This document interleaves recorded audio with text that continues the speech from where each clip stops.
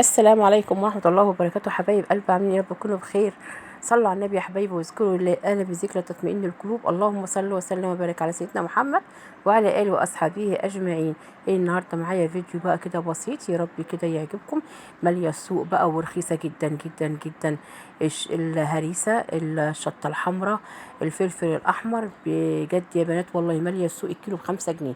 قلت اجيبها بقى كده واعمل شويه هريسه، اكيد طبعا هحتاجهم بقى مع المحاشي في العيد. نبدا بقى ننزل كده بتفريزات العيد، حاجات بسيطه على القد عشان تنفعنا في الشهر، في الايام الكريمه ان شاء الله. انا معايا كده اللهم بارك كده يا حبايبي، جايبه 3 كيلو فلفل احمر. فلفل بقى على شطيطه لقيتها ب5 جنيه، رحت جايبه ال3 كيلو دول وقلت اعملهم شويه هريسه كده واحطهم في التلاجة، بتبقى زي العسل والله يا حبايبي، ما شاء الله بتبقى جميله كده في الكشري بقى، في المحاشي، في التسبيكه بتاعت الاكل، في البتنجان المخلل، بتنفع في اي حاجه صراحه ربنا. عملتها معاكم قبل كده بس في تفريزات رمضان، كانت من ضمن الفيديوهات، فالنهارده قلت اعملها فيديو لوحديها كده. زي ما انتم شايفين كده هنبدا بسم الله ونصلي على الرسول.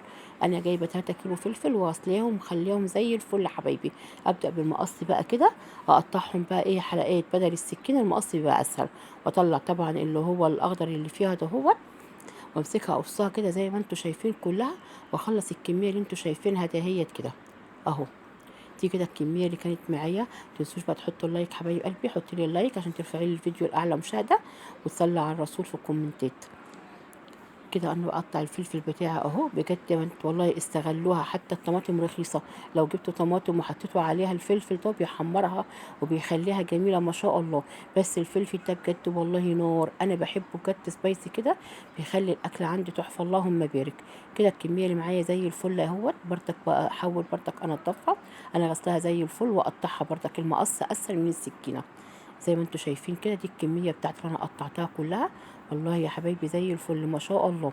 كده لبست بقى جوانت عشان هي بقى ايه حاميه قوي، مع اني ما بحبش بجد استعمل الجوانت وانا بعمل اكل، بحس هو بيلخمني.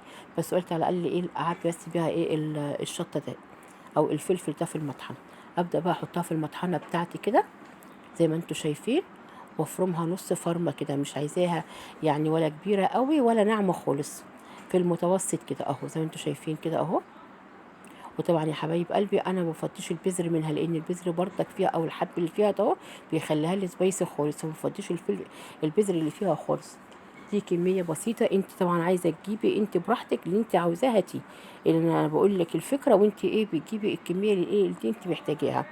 بس 3 كيلو مش وحشين ما شاء الله، بيقعدوا معايا فتره. انا من ساعه ما عملت ال2 كيلو في رمضان ما شاء الله عندي منهم يجي معلقتين، عشان كده قلت فرصه تم رخيصه كمان وعندي حاجات بسيطه، اعمل شويه برتك ايه يعني هريسه حلوين كده ينفعوني.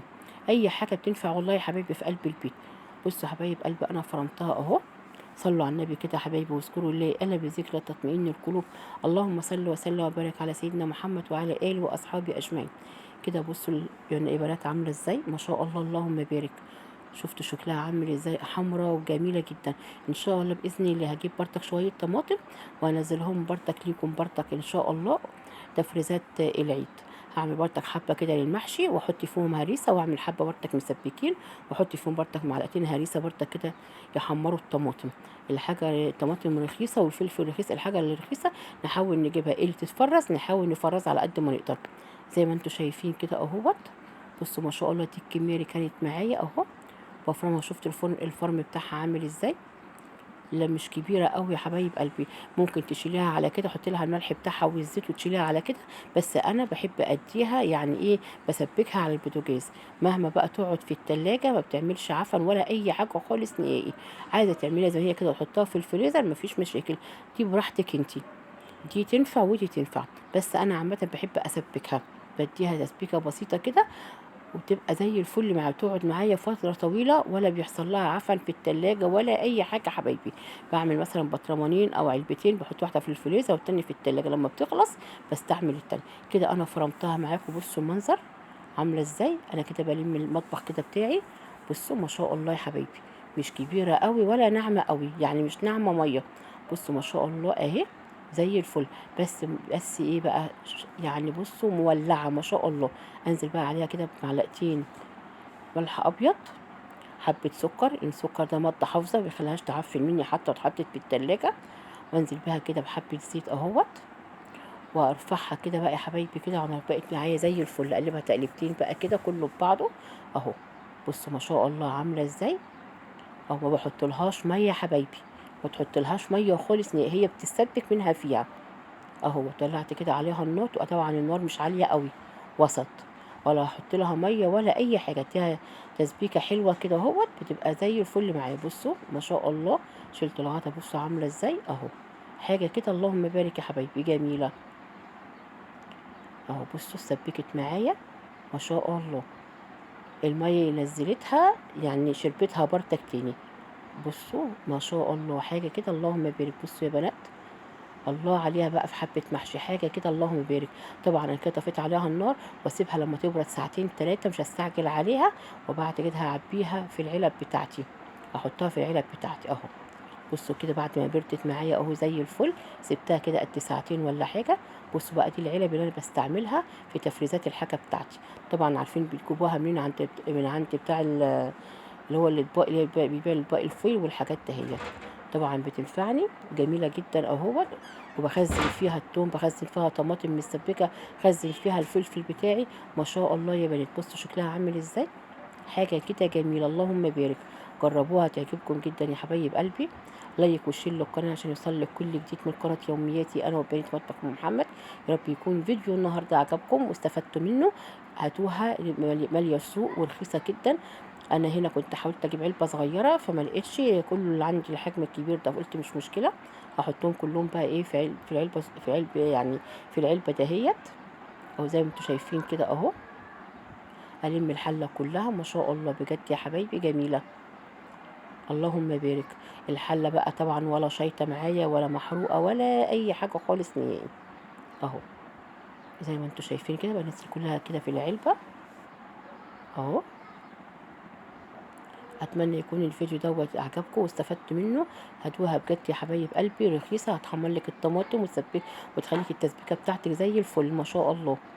اي حاجه دي رخيصه استفادي منها الفتره بتاعتها. بصوا الحله عامله ازاي، ولا بقى فيها شياط ولا لزقه ولا محروقه ولا اي حاجه. بصوا معايا زي الفل معايا في قلب العلب اهوت قمر. بسويها كده اهوت ما شاء الله. طبعا الخبطه دي عشان اطلع الهواء منها، لازم الخبطه دي كده حبايبي عشان تطلعي الهواء من قلب العلب، عشان متبقاش مفرغه كده من الجناب. هنزل على وشها كده بشويه زيت اهوت حلوين كده. بصوا اللمعان بتاعها والشكل بتاعها عامل ازاي. يا رب يكون فيديو النهارده كده عجبكم واستفدتوا منه. ما تنسوش تحطي لي اللايك وتشتركي في القناه وتصلي على الرسول. كده ما شاء الله جميله قوي اهوت. حاجتك بنظافه في قلب بيتك بتوفر معاكي كتير والله. ما شاء الله اللهم بارك. حاجه كده جميله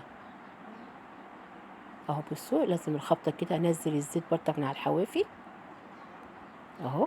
ما شاء الله بصوا الجمال، حاجه كده جميله. بصوا اللمعان بتلمع وعامله ازاي يا حبايبي جميله اللهم بارك. يا رب الفيديو النهارده يكون عجبكم واستفدت منه. متنسيش تحطي لايك وتشتركي في القناه. اسيبكم في حفظ الرحمن. سلام.